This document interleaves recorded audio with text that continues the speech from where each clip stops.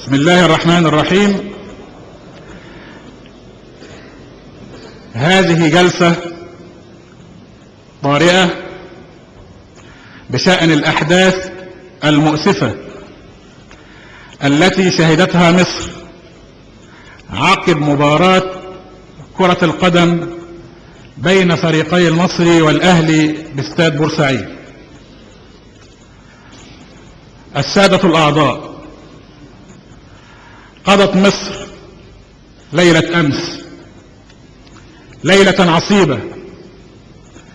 ليلة أمس نام العالم آمنا مطمئنا، وقضت مصر ليلتها تبكي قتلاها وتداوي جرحاها. قضت مصر ليلة حزينة، ليلة فجرت لدى الشعب كله مشاعر الحزن والأسى، استعادت بها ذكرى الليالي الأولى من الثورة التي مرت ثقيلة. فقدت مصر في تلك الليلة الحزينة العديد من أبنائها، وأصيب العديد من أبنائها الشباب الذي تعول عليهم مصر الكثير في بناء ما خربته وهدمته الأيدي الآثمة. فقدنا شبابا وأصيب آخرون في أحداث مؤسفة، بل مجزرة بكل ما تعنيه الكلمة. مجزرة وقعت باستاد بورسعيد عقب انتهاء فريق الأهلي والمصري من أداء مباراة كرة القدم بين الفريقين. المجزرة راح ضحيتها حتى الآن أكثر من 70 قتيلا ومئات المصابين. المجزرة كما رصدتها عدسات المصورين وروايات شهود عيان كانوا موجودين بالاستاد، يقف وراءها تقصير وإهمال أمني جسيم يصل إلى حد الإخلال بواجبات الوظيفة، حيث كان التواجد الأمني هزيل، ومن تواجد منهم اكتفى بالوجود الشرفي ولم يباشر مهامه التي تقتضيها واجبات الوظيفة. وغياب التنظيم المنضبط لمثل هذه المباريات رغم تكرار هذه الأحداث، وإن كانت بصورة أقل حدة خلال هذا الموسم الرياضي. وهناك تحذيرات انطلقت قبل المباراة بوقت كافي تنبه إلى احتمالية وقوع هذه الأحداث، وأيضا تخوفات لمواطنين بثت في مواقع وصحف عدة، فضلا عن الظرف الأمني العام الذي تمر به مصر منذ انطلاق الثورة. كل هذا لم يفلح في تنبيه جهاز الأمن لكي يقوم بواجبه.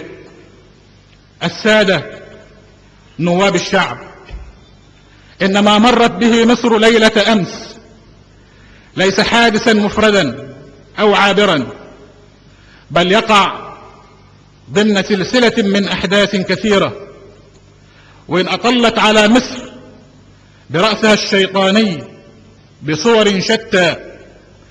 وعلينا يا نواب الأمة أن نقرأها في إطارها العام، وعلينا يا نواب الأمة أن نقرأها في إطارها العام، في إطار المرحلة التاريخية التي تمر بها مصر منذ الثورة. إن ثورتنا في خطر عظيم، وأنتم قد انتخبكم الشعب لتكونوا حرسها الأمين. إن ثورتنا في خطر عظيم، وأنتم قد انتخبكم الشعب لتكونوا حرسها الأمين. السادة الأعضاء، تقضي الفقرة الأخيرة من المادة 259 من اللائحة الداخلية للمجلس بأن للرئيس أن يدعو المجلس للانعقاد قبل الجلسة المحددة إذا طرأ ما يدعو إلى ذلك، أو بناء على طلب رئيس الجمهورية أو رئيس مجلس الوزراء. وبناء على ذلك قررت أن أدعو أعضاء المجلس الموقر إلى جلسة طارئة صباح اليوم ترتيبا على هذه الأحداث المؤسفة لمناقشة الحكومة أمام الشعب عن هذا الحدث الجلل الذي مرت به البلاد أمس. وأود أن أنوه أن مجلس الشعب لم يسبق له أن عقد جلسات طارئة منذ أكثر من 40 عاما مضت. وقبل أن نشرع في أي إجراء في هذه الجلسة أدعو المجلس الموقر إلى الوقوف وقراءة الفاتحة ترحما على أرواح الشهداء.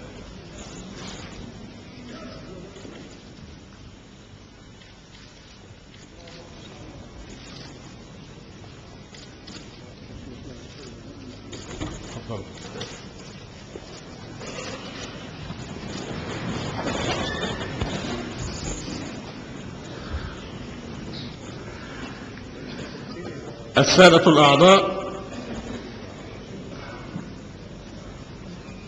سوف تبدأ المناقشة في هذا الموضوع، وسوف تتم المناقشة. رئيس لجنة الشباب ورئيس لجنة الدفاع والأمن القومي، لأني أصدرت تعليمات لهم بالأمس أن يعقد اجتماعا مشتركا للجلستين لمناقشة الموضوع، فسوف نبدأ بهما ثم ببقية الأعضاء حضراتكم طالبي الكلمة. وأود أيضا في هذا المقام أن أشكر السادة أعضاء المجلس الموقر الذين استجابوا فورا لهذا الواجب، وبعضهم عاد من الطريق أثناء سفره إلى محل إقامته ليقوم بهذا الواجب وليؤدي هذا الواجب الوطني. فلكم الشكر جميعا على هذه الإجابة. يتوقف البث الإعلامي لهذه الجلسة حتى يتوقف وتذاع مسجلة. يتفضل رئيس لجنة الشباب، يتفضل. هذا شأن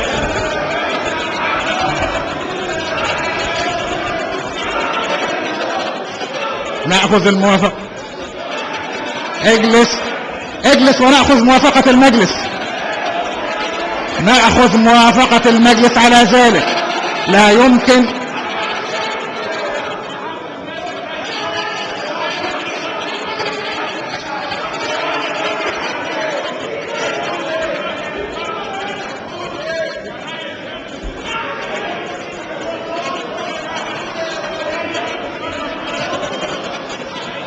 فليجلس السادة النواب. السادة النواب، سنأخذ رأي المجلس على ذلك. اتفضلوا.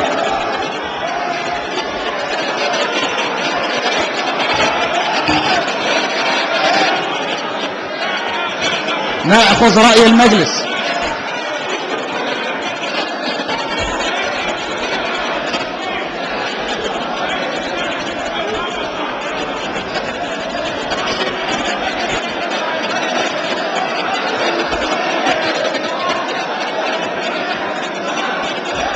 اجلس مكانك، انا اعرف ادب الجلسه.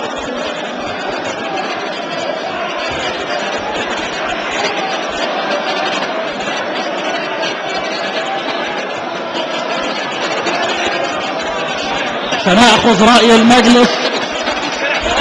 سنأخذ رأي المجلس. اجلسوا حتى نأخذ رأي المجلس.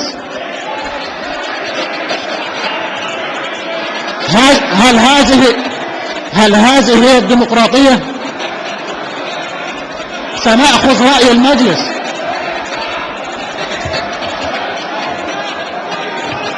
سنأخذ رأي المجلس على ذلك. لابد أن نحترم رأي المجلس. لابد وأن نحترم رأي المجلس، فلتتفضلوا بالحضور حتى نأخذ رأي المجلس.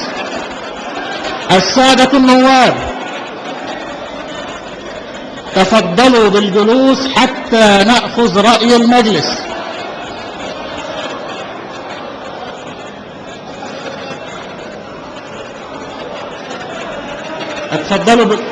اتفضلوا بالجلوس حتى نأخذ رأي المجلس.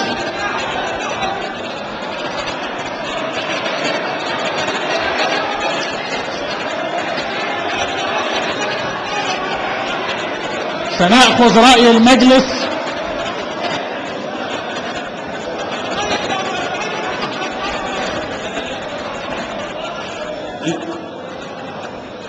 أنا لا أستطيع إلا أن أخذ رأي المجلس على هذا القرار.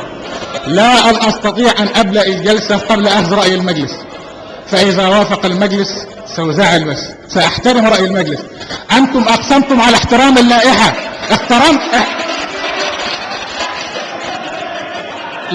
لقد أقسمتم أيها النواب المحترمون، لقد أقسمتم على احترام الدستور واحترام اللائحة والقانون. اتفضل اجلس. اتفضل اجلس.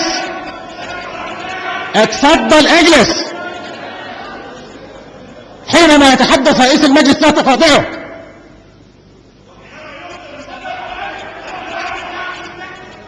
يا أستاذ محمد منير، إذا تحدثت سأطبق عليك اللائحة. سأطبق عليك اللائحة، فلتنصت رئيس المجلس. السادة الأعضاء، الموافق على بث الجلسة يتفضل ورفع يده.